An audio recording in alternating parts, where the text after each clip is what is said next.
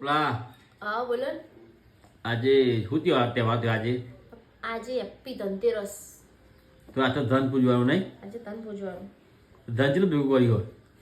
ધન તો કર્યું ભેગું છે. લા આજે પૂજવાનું નહીં તો ભેગું કર લાવે. એવું ના હોય કે રૂપિયા જ પૂજવાના હોય ને હોળું ચોદી જ પૂજવાનું હોય.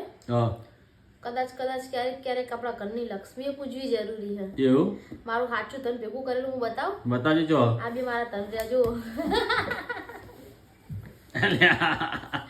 અલે એ આ મારા ઘરની લક્ષ્મી હ અને આ મારા ઘરનું કુળ હ. મારો દીવો ઘરનો અમારો વારસદાર હ. આ જૈનિશ વારસદાર હ. હાથમાં ઉતારા અને બબલો વાઘ બબલો વાઘ અમારા ઘરની લક્ષ્મી હ અને એક મારો વારસદાર હ.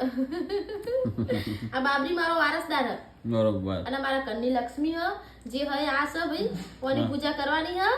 ઘરની લક્ષ્મીની પૂજા પહેલા કરાય. રૂપિયા ને સોનું ચોદી ધનની પૂજા તો હવ કરે પણ મારું સાચું ધન ગણું તો આજે હું કેવું. હા જ્યારથી આના પગલા પડ્યા ને ઘરની વેરાવરી હું કેવું.